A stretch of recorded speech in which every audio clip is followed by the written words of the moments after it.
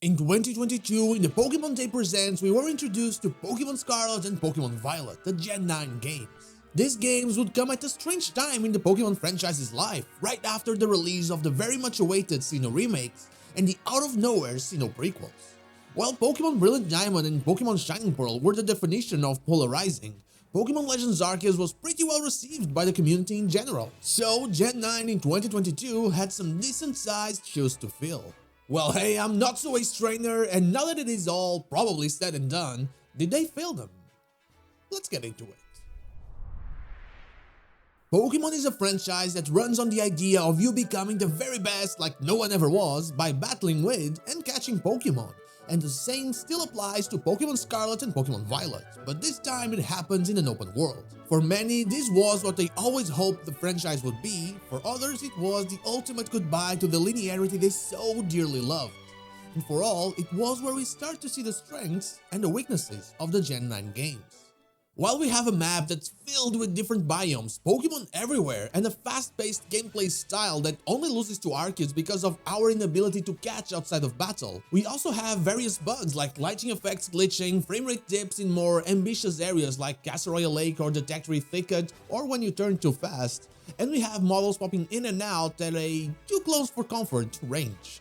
While eventually you get used to these strange happenings to the point where, for the most part, you ignore them, they are some of the first things that greet you when you walk not only into Paldea, but also into the DLC areas of overall Kitakami and the Terrarium, which we'll talk about later. While they don't exactly make the game unplayable, as Pokemon Scarlet and Violet are not action-based RPGs, they still make for some annoying moments. But when you look past that, you're greeted with an ambitious open world that offers you multiple routes to explore, with all kinds of ways to move throughout the map as you progress into its 3 different stories in any way you wish to. Victory Road is here as the Gym Badges to Champion storyline, the Path of Legends is here as your lore-oriented storyline, and the Starfall Street is here as the Evil Team storyline. You can take them and do them in any order you wish to. Kinda. The idea to let you move in your desired direction through the story is 100% an amazing decision to make. Though, while you don't have an actual order to things, you have a level order to it all. Gym leaders, titans, and Team Star bosses don't have any form of level scaling, which works against the freedom you're supposed to have by pushing you to follow a predetermined route.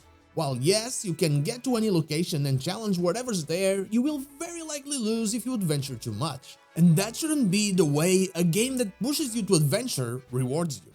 Still, that's only one part of those storylines, and while yes, I did not really like that specifically, I think the rest was done in a very wonderful way for the most part. Yeah, Victory Road isn't particularly hard, with Gita sparking all kinds of theories due to how weak she was, but the new Terrestrial mechanic makes battles more interesting, and the personality of each individual gym leader and Paldean League member fills the whole thing with interesting characters. Oh, and of course, we cannot forget Nemona, our Goku-like rival that stalks us throughout the whole thing. The Path of Legends slowly tells us the fantastic tear-jerking story of Arvan, Mabosstiff, and the Professor, while also being used as a way to keep our movement in check by being our HM delivery method. This makes it so there is an underlying need to find these titans and beat them, not just for storyline purposes, but for gameplay purposes as well. This is important when there's such a big map to explore. And that gets us to Starfall Street, where, in my opinion, we find the hardest battles when we go against the bosses, the most repetitive battles with the raid auto battle, and where we also find no gameplay need to do them. We just go there for story purposes. We need the badges to get to the league, that's a Pokemon thing, we need the titans to get our HM-like abilities, but we simply need the Team Star badges to get to the final part of the game. It did introduce Clive into the story, which earns it a few points. Story-wise, I think they're great. There is no Pokemon game with characters as good as in Pokemon Scarlet and Pokemon Violet, at least in my opinion. I just feel like the open world free storyline thing prevented us from seeing these characters and these storylines interact with each other more like we're used to in Pokemon games. Think like Steven being both the champion but also connected to the legendary story in the game, or Cyrus being the evil team but also connected to the lore of the legendaries, or as the best example, how Team Plasma connects all 3 storylines by having Anne become the champion looking for the legendaries and also being the evil team. But eventually we all get together for the way home and we have what is likely the best ending in any Pokemon game. Area Zero is mesmerizing, and going down the crater together with our friends is also an incredible JRPG-like situation that developed all the characters in one well-done swing. Questions, answers, unsolved mysteries, big final boss battles, and weird Pokemon. It has it all. There isn't much to say about the post-game. I mean, we do have the tournament, sure, but for the most part it's the usual Pokédex completion and shiny hunting. Out of those, I feel like Pokédex completion is amazing. We have a lot of space to explore, we have every nook and cranny to look for Pokemon, and I love that, I really love that. And shiny hunting became a little bit harder than in Pokemon Legends Arceus, which is a good thing, we got a lot of shinies in that game. Other optional things were also well done. I feel like the classes in the Academy were a great way to deliver information about Pokemon gameplay like Pokemon battle specifics, egg hatching, and things like that, while also working as a way to deliver us the lore of the region in History class, for example. Multiplayer also seemed to be a good evolution from Sword and Shield, providing us with a faster rate pace, albeit a bit convoluted at times, and a very fun Union Circle feature that had 4 players running around in the same map. This feature became a lot more fun in the second part of the DLC, as I felt like it didn't have a lot of use in Paldea. Sure, we could do raids, but you could also do that through the raid board. And I would be lying if I said I didn't love it either way, even with all the visual glitches and an odd network error here and there. And by the way, I haven't talked about the graphics themselves yet, because that covers the whole spectrum of the game. So let's move on to the DLC.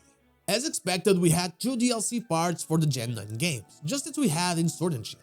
While the Olive Armor and the Crown Tundra were met with a bit of criticism, the Teal Mask and the Indigo Disk had the opposite reception. First of all, they were not a surprise, as Game Freak had hints about more content everywhere in the main game, and also because they used the strengths of Gen 9 to earn the hearts of the community. In the Teal Mask, we had an opposite-day take on the folktale of Momotaro, with Ogerpon becoming many people's favorite legendary Pokemon, and Carmine and Kieran developing as characters that were enough for people to just want to play the Indigo Disk. They laid the foundation for the second part of the DLC by name-dropping Unova, appealing to older fans, and appealing to those that love the lore by introducing Briar and also leaving Terrapagos a big mystery. Kitakami was a wonderful place that brought back memories of simpler times and the question of how would Johto be in this style. But just like in the main game, the same technical issues were part of your experience. The story was great, the characters were fantastic, and even the map had its fair share of personality. But still, the underlying problems were very much in your face. Even in multiplayer with Ogre Austin, you could see random issues as well as the inability to connect Scarlet and Violet players when the DLC launched. But once again, if you look past that, you had a wonderful first part of the DLC that led into a wonderful second part as well. The character work was once again amazing, with the BB League being instant hits with the community. I found myself actually laughing at how Drayton acted. The terrarium was also a cool place to explore, still with the same issues as the main game and Kitakami, sure, but running around catching Pokemon in different places or even getting together to do BBQs made that area incredibly fun and interesting. And sure, there wasn't a lot of story there, but we were about to go back to Area Zero and finally meet Terrapagos. But that part was fast, and I mean 30 minutes kind of fast. After all the mysteries, after the mesmerizing descent to the Zero Lab with our friends in the main game, we just go down there alone, and in a place that is so dangerous and so crazy, we don't have any interaction with anything until we hit the Underdepths.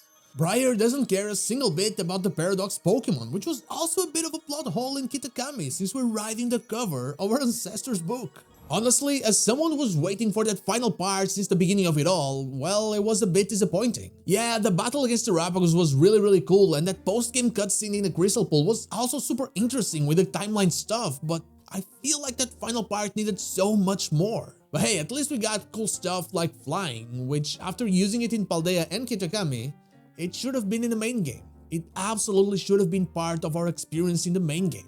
This, together with shiny locking the legendary Pokemon, made it so the final part of the DLC, albeit very fun, left a bit of a bittersweet taste in my mouth. Mostly sweet, don't get me wrong, but still a bit bitter. And that leads us into a very positive thing. We actually got the mythical event. Get the item, get the story, get the mythical. I think this means they are finally back. You had the OG events in BDSP plus the Arceus one, Legends lets you catch them, and now in Gen 9 you have Meloetta plus Pecharunt. And it was fun, going to Kitakami with every single one of your friends, having them interact with each other makes it so the game feels tied together once more.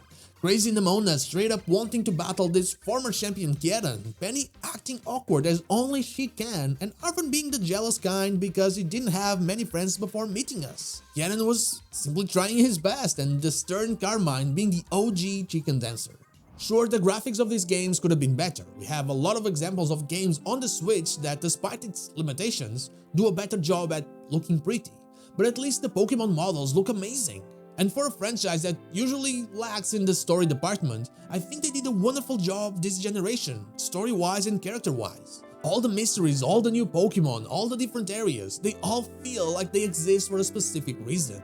And all of the questions that were left unanswered, they feel like they were left unanswered for a specific reason as well. It's just frustrating that such an evolution of our beloved franchise, one that was one of my favorite games to experience, with characters I'll likely always remember, had to walk for 2 years holding the hands of technical issues and optimization issues that surely could have been solved by having the games be released later, by having more people work on them, by having a schedule that makes it so their ambition is not pulled down by insane development cycles. And that is why I feel like Pokémon Scarlet and Pokémon Violet, in the Pokémon scope of things, are a masterpiece, but they are an unrefined one, and sadly will likely always be. And that is all I have for you today. What is likely going to be my final review of Pokémon Scarlet and Pokémon Violet? But what about you? How did you feel about these games now that it is all said and done? Let me know in the comments down below. And now, like the video if you like it, dislike if you don't, and don't forget to subscribe to the channel for more Pokemon content, and also ring the bell so you know when the next video is out. You can follow me on social media or catch one of my streams here or on Twitch every day of the week. All the links are in the description. Thank you so much for watching, and I'll see you all on the next one.